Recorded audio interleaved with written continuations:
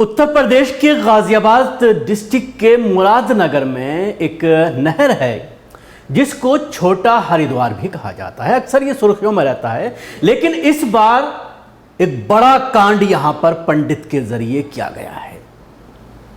इस पंडित को आप देखिए, भगवा धारण किए हुए, भगवा कपड़ों में ये पंडित किस तरह से महिलाओं को रिकॉर्ड कर रहा था उस वक्त जब वो नहाने के बाद बाथरूम में अपने कपड़े चेंज किया करती थी। इस पंडित ने बाथरूम के अंदर सीसीटीवी फुटेज कैप्चर करने के लिए एक कैमरा लगा रखा था और बाकायदा इस सीसीटीवी फुटेज की रिकॉर्डिंग, लाइव रिकॉर्डिंग उसके मोबाइल फोन पर आया करती थी।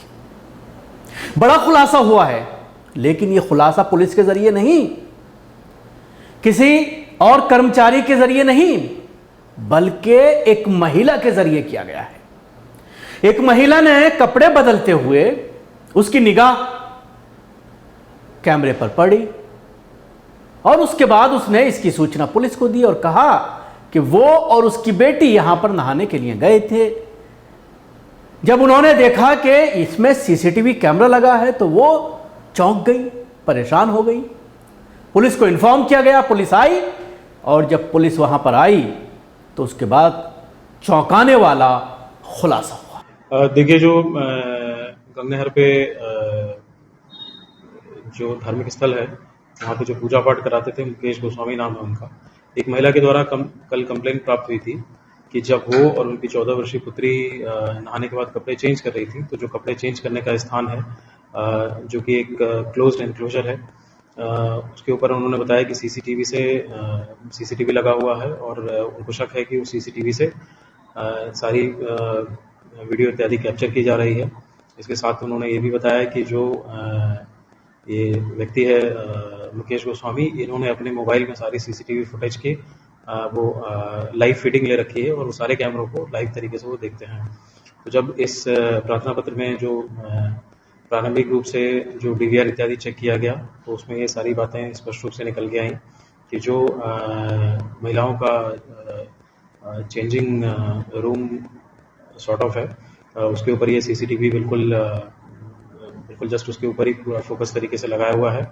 और जो 5 दिन की रिकॉर्डिंग प्राप्त हुई है उसमें इस तरह की आपत्तिजनक चीज़ें सामने आई हैं, जिसमें ये प्रतीत होता है कि जो चेंजिंग रूम की जो सारी वीडियो हैं वो कैप्चर की जा रही थी और उसके अलावा जो मोबाइल जिस व्यक्ति पे आरोप लगाया गया उसके जब मोबाइल इत्यादि चेक किए गए तो उसमें भी ये सारी चीज़ें निकल के आई कि ये जो सारी सीसीटीवी की रिकॉर्डिंग थी, इसका लाइव फीड, सारे कैमरों का जो लाइव फीड है वो उनके मोबाइल में उपस्थित था।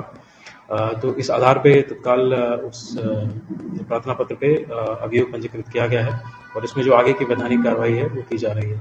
तो सुना आपने पुलिस अधिकारियों के जरिए जिस तरह से इस पर यह कहा जा रहा है कि पिछले 5 दिन की रिकॉर्डिंग बाकायदा उसके कैमरे में मिली है। पंडित फरार है, जांच की जा रही है।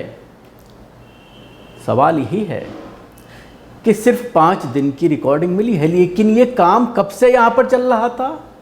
कब से यह अश्लील हरकत की जा रही थी बहू बेटियों के साथ, महिलाओं के साथ, उस राज्य की महिलाओं के साथ जिसके बारे में मुख्यमंत्री उत्तर प्रदेश के योगी आदित्यनाथ और अमित शाह गृह मंत्री देश के और प्रधानमंत्री नरेंद्र मोदी ये कहते हैं कि अब उत्तर प्रदेश में बहू बेटियां, बच्चियां जो है पूरी तरह से सुरक्षित हैं।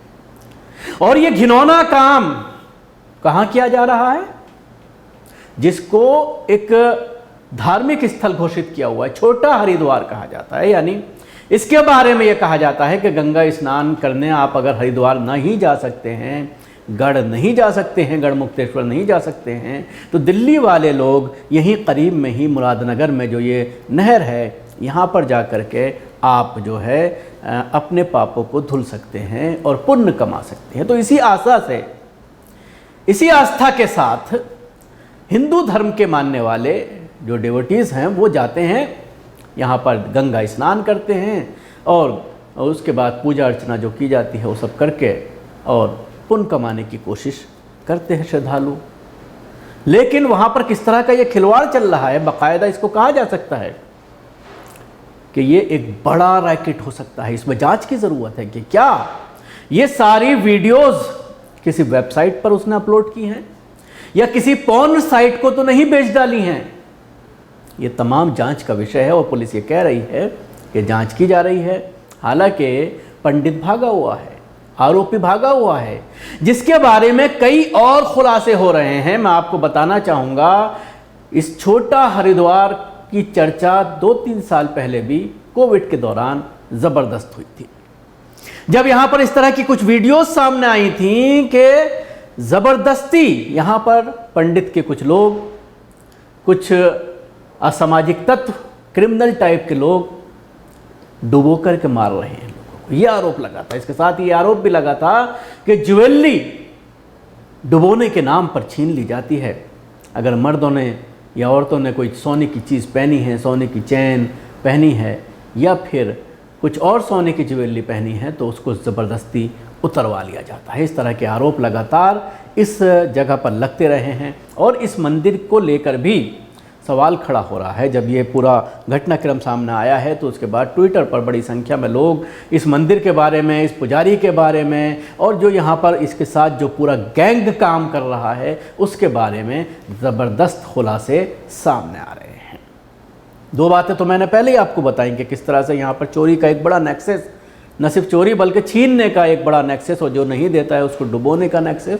अक्सर यहाँ पर डूबने से मौत की भी कुछ कहानियाँ सामने आती हैं, कुछ मामले सामने आते हैं, कुछ हादसा सामने आते हैं और छीनने की चीज़ें, सोना वगैरह छीनने की शिकायतें अक्सर यहाँ पर आती हैं। लोगों को चुप करा दिया जाता है, डराया जाता है कि अगर तुम कुछ बोले तो तुम्हें डुबो दिया जाएगा और इसको मौत को एक हादसे में बदल दिया जाएगा। इसके साथ ही मंदिर की ज़मीन के ऊपर भी विवाद है। ये कहा जा रहा है लोकल लोगों के ज़रिए, हिंदूज़ के ज़रिए भी, कि इस मंदिर को बनाने वाला जो पंडित है, जो अभी फरार है इसमें, जिसने पूरा कैमरा लगाया हुआ था, धीरे धीरे करके इसने जगह पर कब्ज़ा किया है और एक भव्य मंदिर यहाँ पर अपनी एक दुकान बड़ी सजा ली है। तो आपने देखा कि किस तरह से गाज़ियाबाद की पुलिस इस पूरे मामले पर अपना वर्जन दे रही है। गाज़ियाबाद पुलिस को इस महंत मुकेश गोस्वामी की तलाश है। इसने चेंजिंग रूम के ऊपर सीसीटीवी कैमरा लगवा रखा था और महिलाओं के कपड़े बदलते हुए वीडियो अपने मोबाइल पर देखता था। डीवीआर से 5 दिन का डेटा मिला है। इसमें काफ़ी महिलाओं के कपड़े चेंज करते हुए पाई गई हैं। मंदिर के बाहर चेंजिंग रूम के ऊपर लगे सीसीटीवी फुटेज से पुलिस को 5 दिन की रिकॉर्डिंग मिली है। 2 दिन के डेटा एनिमेशन में 75 महिलाएं कपड़े चेंज करते हुए सीसीटीवी में रिकॉर्ड हुई हैं। ये संख्या और बढ़ सकती है। आरोपी महंत मुकेश गोस्वामी की तलाश जारी है। ये घाट पर बना मंदिर इसी गुंडे महंत ने कब्जा कर अपने साथियों के साथ मिलकर यहाँ इल्लीगल और गैर कानूनी तरीके से एक मंदिर बना दिया।